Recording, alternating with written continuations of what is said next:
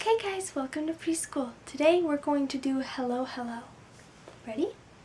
Hello, hello, hello, hello.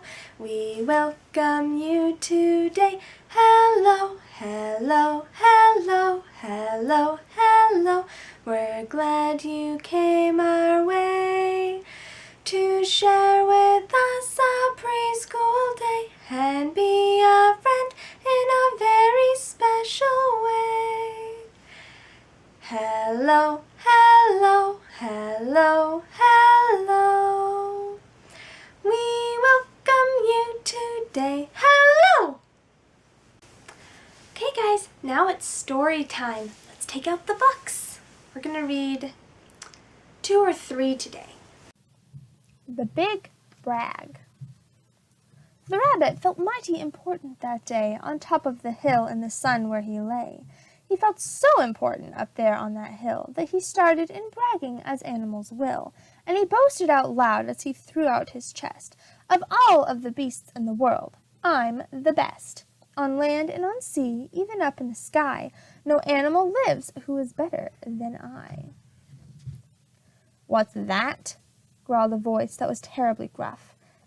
"Now why do you say such ridiculous stuff?" The rabbit looked down and he saw a big bear. "I'm the best of the beasts," said the bear. "So there." "You're not," snapped the rabbit. "I'm better than you." "Pooh."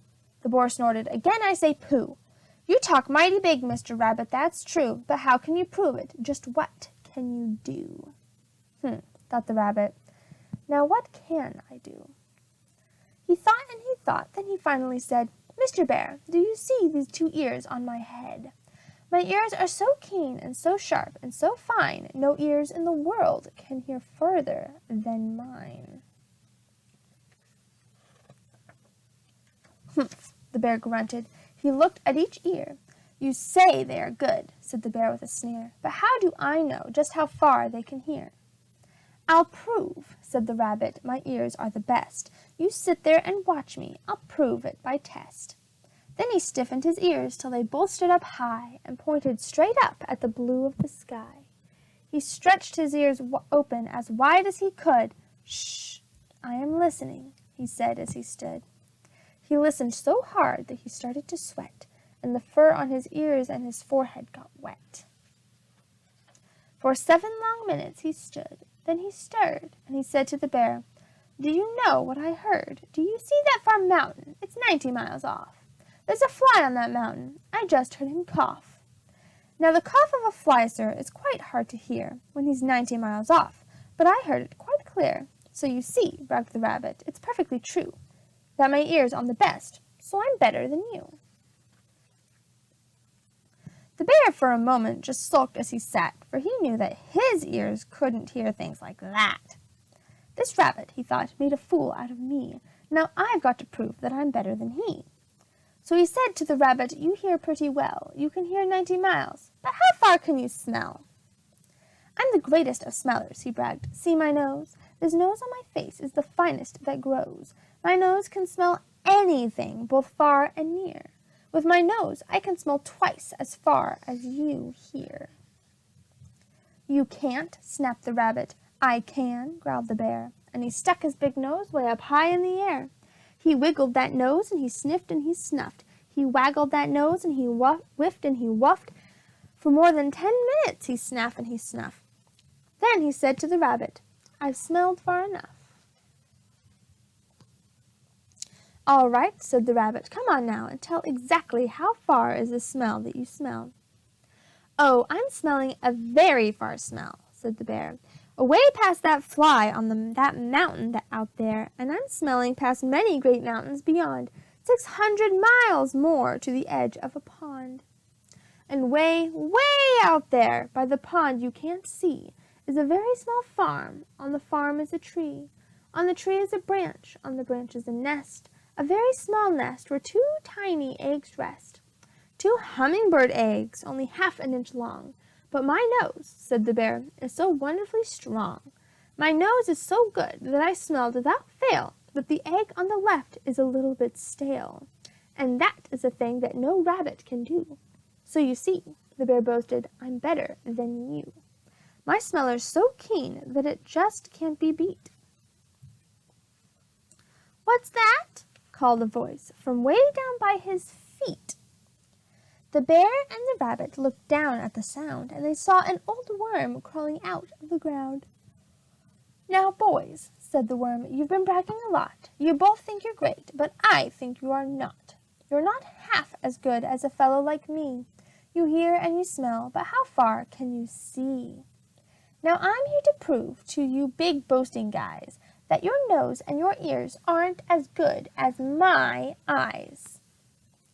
And the little old worm cocked his head to one side, and he opened his eyes, and he opened them wide, and they looked far away with a strange sort of stare, as if they were burning 2 holes in the air.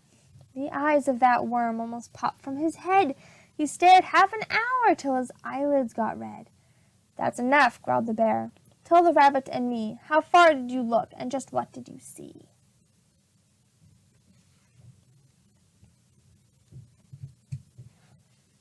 Well, boys, the worm answered, that look that I took was a look that looked further than you'll ever look. I looked across the ocean, way out to Japan, for I can see farther than anyone can. There's no one on earth who has eyesight that's finer. I looked past Japan, then I looked across China. I looked across Egypt, then took a quick glance across the 2 countries of Holland and France.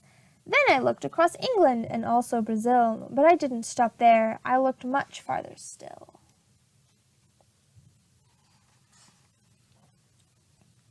And I kept right on looking and looking until I'd looked round the world and right back to this hill. And I saw on this hill, since my eyesight's so keen, the 2 biggest fools that I've ever seen. And the fools that I saw were none other than you, who seem to have nothing else better to do than sit here and argue who's better than who. Then the little old worm gave his head a small jerk, and he dived in his hole and went back to his work. The end. My L book. Who can find little L? Little L had a box. He said, I will fill my box. He found leaves and lizards. In you go, he said. Little L looked behind logs. He found lambs. They were little lambs. Hi, lambs, said little L. You must be little lost lambs. In you go. Then little L came to a lake. The lizards leaped out of the box. Little L put them back. Stay here, lizards, he said. Then he looked in the lake. A lobster was in the lake. He put the lobster into his box, carefully. The lobster had pincers. Little L saw a lighthouse. The lantern was not lit, so he climbed up the ladder. He lit the lantern. Just then, little L heard a loud roar. A lion was at the door. It was a little lion. The lion licked him and sat in his lap. He gave the lion a lollipop. I will put you in my box, he said, and he did. Little L heard another loud roar. A leopard was at the door. The leopard licked him and sat in his lap. Little L gave the leopard a lollipop. He put the leopard into his box. Guess what happened? The lobster pinched the leopard, then all the animals leaped out of the box. Little L put the lobster into a lobster pot so it could not pinch. Just then he heard a loud roar. It was a locomotive. It went choo-choo. Let's go for a long ride, he said, and they did. Lobster in lobster pot, logs and ladder, leaves and lizards, leopard licking lollipop, lion, and lambs. Locomotive. More words with little L. Lamp, lovebirds, letter, light, ladybug, lime, lemon, lace, lettuce, lark, llama, lady, lock, lily, lifeguard. Who can find little L now? But no elephants.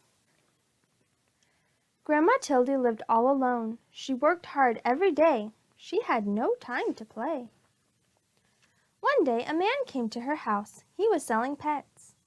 "Would you like to buy a canary bird?" asked the man. "Very well," said Grandma Tildy, "but no elephants." Grandma Tildy was cooking stew. The bird wanted to help, so he sang a song for her. It made Grandma Tildy happy. That night they sat down to eat the stew together, and it tasted better than ever before. The next day the pet man came again. "Would you like to buy a beaver?" he asked. "Very well," said Grandma Tildy, "but no elephants." Grandma Tildy needed firewood. The beaver wanted to help, so he cut the wood with his sharp teeth. That night they sat in front of a warm fire. Grandma Tildy went shopping. She met the pet man again. "Would you like to buy a turtle?" he asked. "Very well," she said, "but no elephants." Grandma Tildy was tired. The turtle wanted to help, so he carried her home on his back. That night Grandma Tildy washed the turtle and put him to bed. The next day it rained hard. The roof started to leak. Then someone knocked on the door. It was you-know-who. "Would you like to buy a woodpecker?" the pet man asked. "Very well," said Grandma Tildy, "but no elephants." The woodpecker wanted to help, so he nailed the roof down tight. The dripping stopped. That night they all danced together in the warm, dry house. The days got colder and colder. Grandma Tildy put food in jars for the winter. "I don't like the cold," she said. Just then the pet man appeared. "Would you like to buy an elephant?" he asked. "He's the only animal left, and I must leave before it snows." "No, no elephants!" shouted Grandma, and she went back to her work. The pet man left, but the elephant stayed. It started to snow, and it kept on snowing, and snowing, and snowing, and snowing. "No elephants," said Grandma Tildy, but the elephant would not go. They could not see the elephant now, but they could hear him crying. They felt sad. "Very well," called Grandma Tildy, "you may come in." The elephant was as happy as could be. But the elephant had a problem. He could not get through the door. So they all helped to push him inside. "Oh dear," said Grandma Tildy, "I hope the floor is strong. This is a very old house." Outside the snow kept falling, but inside the house it was cozy and warm. Everyone hoped winter would go away and spring would come soon. That night there was a terrible crash. The elephant had fallen through the floor. "We cannot fix this," said Grandma. "You will just have to stay there." The winter was long, and soon the firewood was gone. The elephant was always hungry. He kept eating and eating and eating until all the food was gone. "We cannot leave or we will freeze," said Grandma Tildy. "We cannot stay or we will starve. What are we to do?" The elephant felt sorry. Then he thought of a way to help. He started to walk. He walked and walked and walked and walked. When he stopped, they were in a warm, sunny place. And that is where Grandma Tildy and her friends are today. Welcome, elephants. Okay, for this next part, let's pause the video and get to the table so we can have our snack. And while you're having your snack, I'm going to read you the next chapter for the Jack and Annie story. What happened to them? Magic Treehouse, Book 4, Pirates Past Noon. Chapter 6, The Whale's Eye. The rowboat tossed from side to side. The waves were huge. Salty spray stung Jack's eyes. He felt seasick. "Hold her steady!" shouted Captain Bones. He pointed at the sea. "Or we'll be meat for those evil brutes." Dark fins cut through the water. Sharks. One zoomed right by the boat. Jack could have reached out and touched it. He shuddered. Soon the rowboat pulled alongside the ship. The air was filled with wild fiddle music and bagpipes playing, and Jack heard jeers, shouts, and ugly laughter. "Hoist 'em aboard!" Captain Bones shouted to his men. Annie and Jack were hauled onto the deck. The ship creaked and moaned. It rolled from side to side. Ropes flapped and snapped in the wild wind. Everywhere they looked, Jack and Annie saw pirates. Some were dancing, some were drinking, many were fighting, with swords or with their fists. "Lock 'em in my cabin," Captain Bones ordered. A couple of pirates grabbed Jack and Annie and threw them in the ship's cabin, then locked the door. The air inside the cabin was damp and sour-smelling. A shaft of gray light came through a small round window. "Oh, man," said Jack, "we've got to figure out how to get back to the island."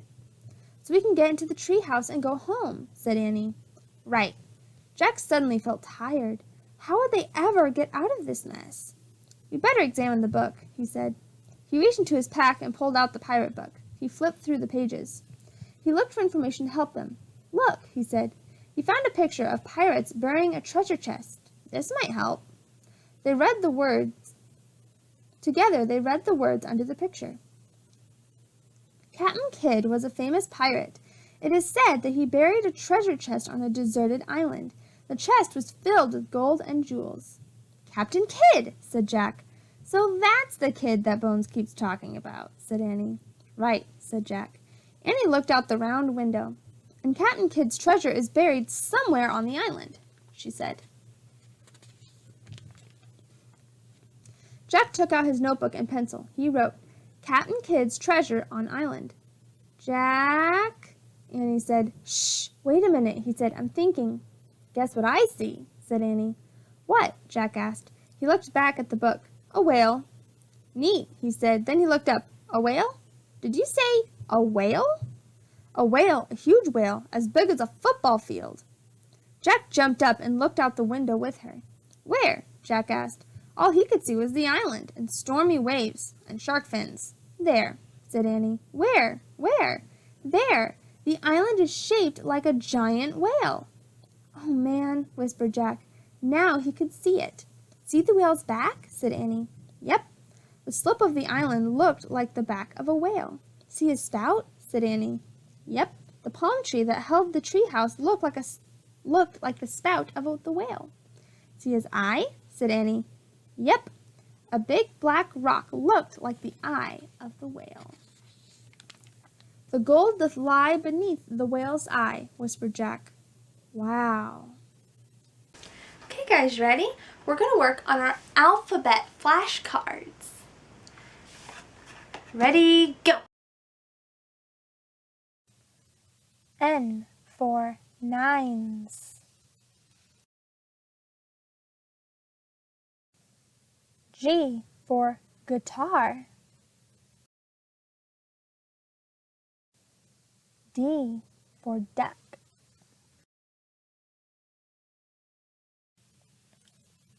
A for apple. S for socks. L for leaves. Okay guys, let's do singing time. What song should we pick? Let's do this one. Okay guys, ready? Let's sing the ABCs. A, B, C, D, E, F, G, H, I, J, K, L, M, N, O, P, Q, R, S, T, U, V, W, X, Y, and Z. Now I know my ABCs. Next time, won't you sing with me? We're going to sing the Ladybug counting song. Ready? 1, 2, 3, 4, 5, 6, 7, 8, 9, 10, 11, 12. Ladybugs came to the ladybug picnic. Okay, everyone join in. 1, 2, 3, 4, 5, 6, 7, 8, 9, 10, 11, 12. Ladybugs came to the ladybug picnic. Let's sing Popcorn Popping. Ready? I looked out the window and what did I see? Popcorn popping on the apricot tree. Spring has brought me such a nice surprise. Blossoms popping right before my eyes. I can take an armful and make a treat. A popcorn ball that would smell so sweet. It wasn't really so, but it seemed to me. Popcorn popping on the apricot tree. Woo! Okay guys, ready? Let's sing Days of the Week our Days of the Week song in Spanish. Ready? Domingo, lunes, martes, miércoles, jueves, viernes, sábado. These are the 7 days of the week. Okay guys, we're going to work on our colors now.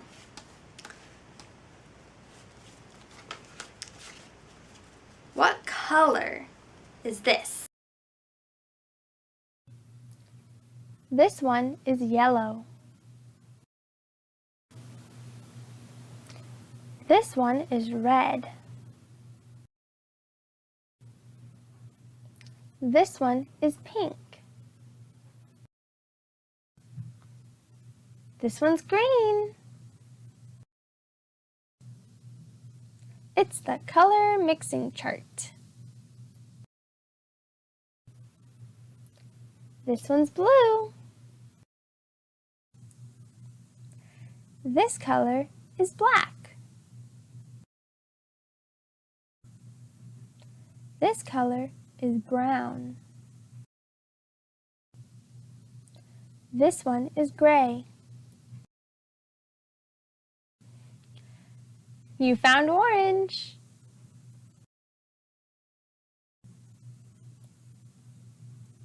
This color is purple. The jug is white.